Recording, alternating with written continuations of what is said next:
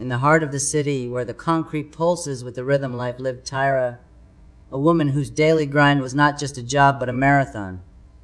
Her days began before dawn, her hands busy with the hustle, her mind ever calculating the thin margins of survival. She'd secured a modest but bright home in a neighborhood where the laughter of children playing hopscotch on the cracked pavement was the norm, and the wail of sirens was the evening serenade. Tyra's life was a tapestry of sacrifice and small victories.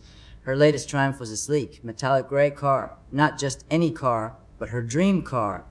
It sat in the driveway, a beacon of her hard work, a chariot that carried her to and from the factory where she toiled under fluorescent lights, assembling parts of machines that would outlive her.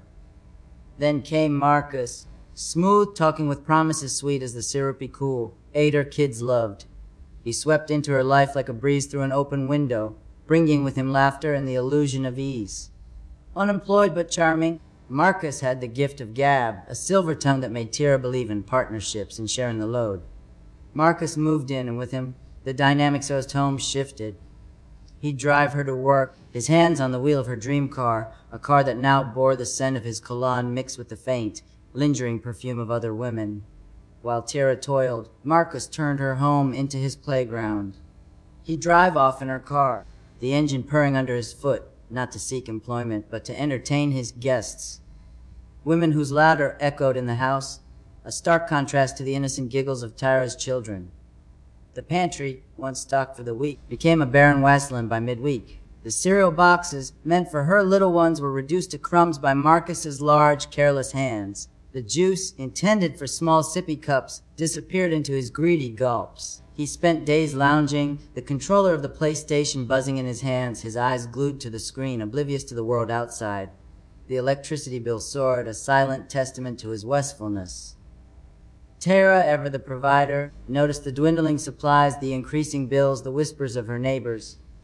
But love, or what she believed to be love, blinded her to the leech at her side. Marcus, with his empty promises and honeyed words, had turned her sanctuary into his personal buffet, her car into his chariot of deceit. One fateful afternoon, as Tyra returned home unexpectedly, she found her home not as she left it. The smell of a stranger's perfume hung in the air, her children unusually quiet, watching cartoons while Marcus was nowhere to be found. Her heart, already heavy with suspicion, sank further upon discovering her car missing from the driveway. The truth unraveled like a worn-out thread. Marcus was not just unemployed but unemployable, a man who thrived on the generosity of others, a charlatan in love's disguise. Tyra, with the strength of a mother and the resolve of a lioness, confronted Marcus upon his return, her new car reeking of betrayal. She stood in the doorway, a silhouette against the setting sun, and in that moment she reclaimed her home, her car, and her life. "Pack your things," she said, her voice steady as steel, "and leave my dream where it belongs with me." Marcus, caught in the light of his deeds, left as he came, empty-handed, taking only his deceit with him. Tyra, now wiser, guarded her home with vigilance, her dreams no longer just for sleep, but for the reality she sculpted with her own hands. Her story, a ballad of urban survival, echoed through the streets, a reminder of resilience in the face of parasitic love.